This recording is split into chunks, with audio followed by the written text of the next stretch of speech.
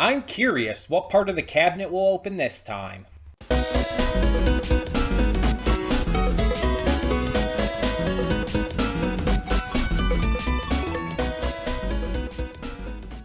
Hey everyone, welcome to Princess of Gay. I'm your host Connie, and today we are here with my blind reaction to Cabinet of Curiosities. And this is episode 6, which means we only have 2 more after this. But last time we learned to appreciate the art, we had some demonic influence to said art that caused quite the bit of madness, and even had a child killing. So that's wild. That's a thing that happened.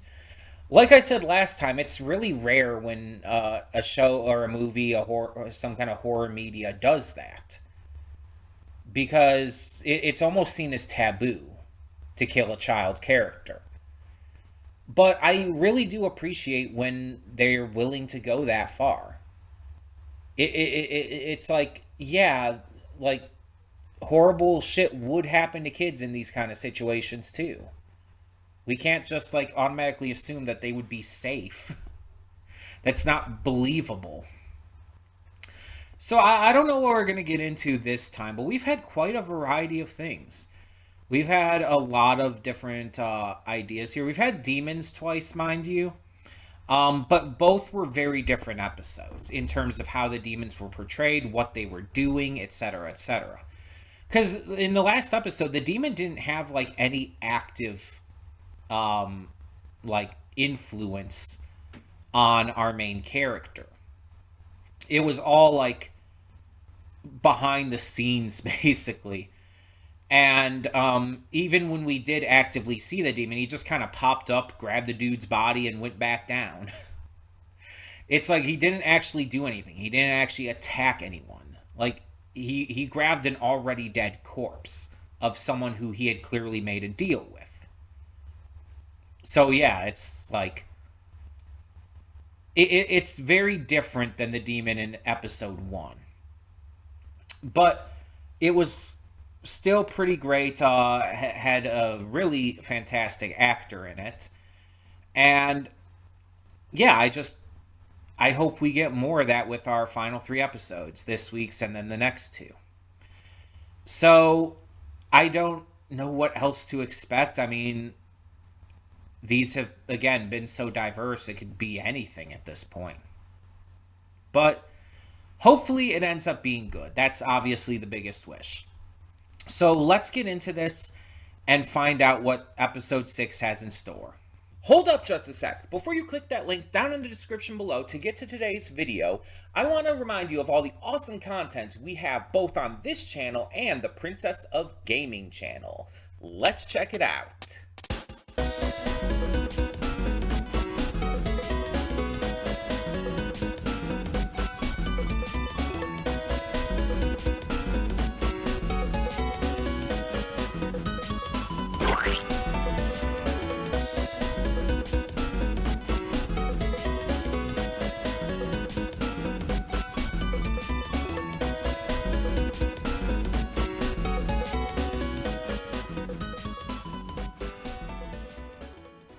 And we are back, and we'll begin with spoilers in 3, 2, 1, now.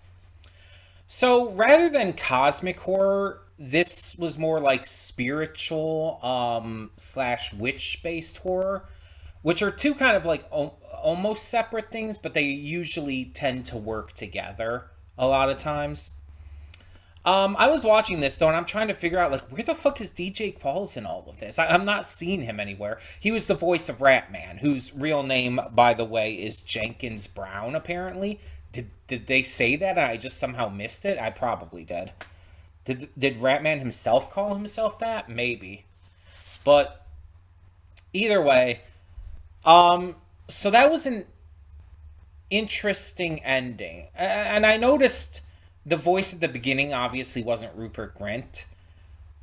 I noticed it was Jenkins. It was Ratman.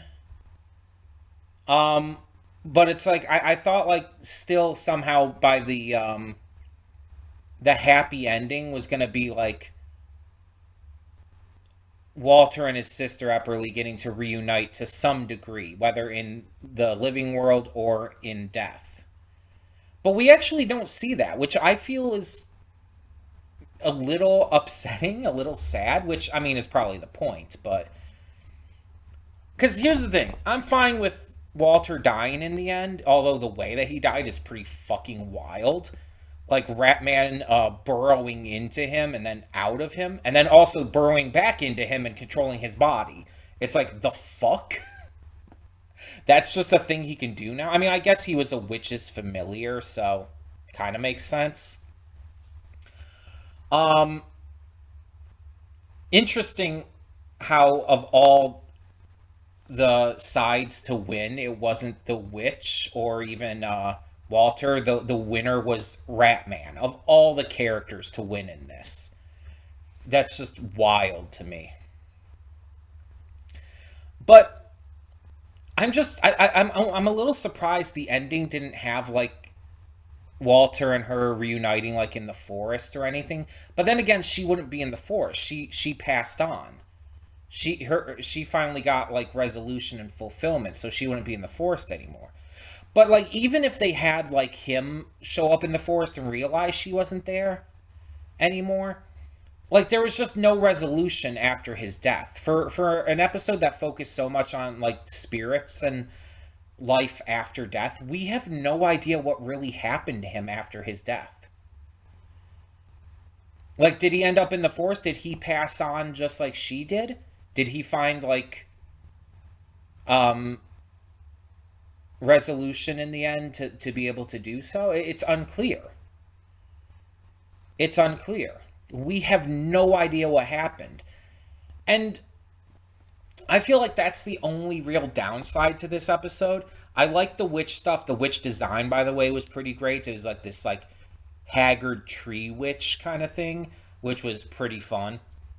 I like the concept of a man who was unable to move on past his sister's death and had dedicated his entire life to not only finding but saving her, bringing her back, because he can't move on.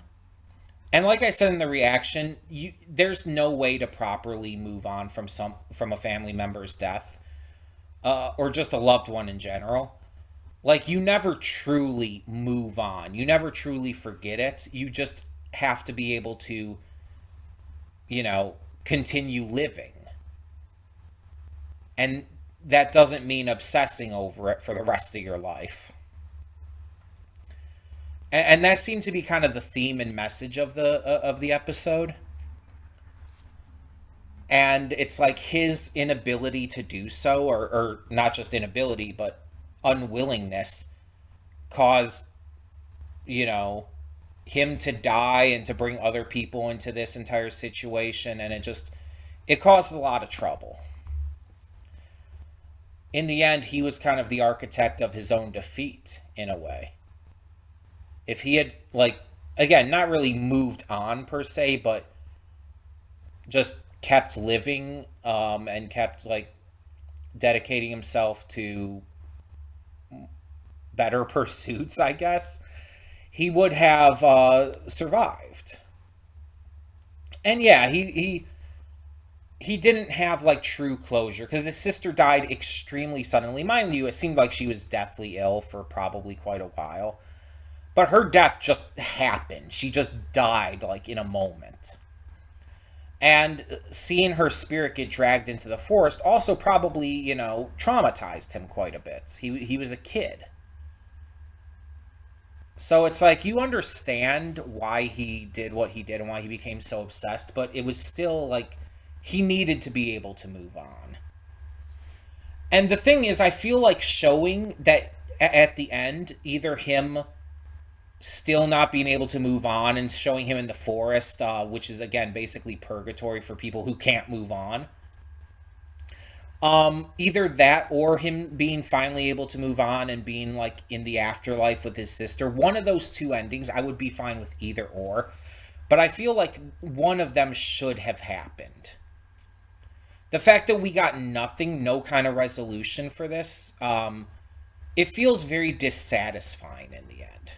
And it doesn't ruin the rest of the episode by any means. It doesn't like hurt this from being a good episode overall. But it feels so like unsatisfying. I that's the best way to put it. To not like follow up on that. For him to just die in the end is fine, but to show nothing afterwards, to show nothing about what happens to him. Again, I feel like the message would have come across a little better. Like if you're trying to have a message against like obsessing over someone's death and not being able to move on and everything, if you had him again not be able to move on in the end and being stuck in the forest. Or you could have the message be more focused around like him finally learning to move on and again show him in the afterlife with his sister. Either ending would have worked. Either ending would have would have elevated this episode much more. But it's like it's just the lack of dedication to having a like actual ending to this outside of just Ratman winning feels very like lame. For again, lack of a better word, it just feels lame. Like maybe it's like the idea of like they couldn't decide on which one to do, or maybe they just wanted to give an ending where, you know, one of the bad guys in this case wins, the good guys lose. And it's like, again, you still could have done that. You still could have done the entire thing with Ratman winning and puppeteering Walter's body. And I don't think it would have taken away anything from that if you just showed that what happened to Walter's spirits afterwards. Honestly, if you did go with the route of him ending up in the forest, unable to move on, but with his sister not there anymore, I think that would have sold the defeat even more. I think that would have worked even better. But it's just like, I don't know.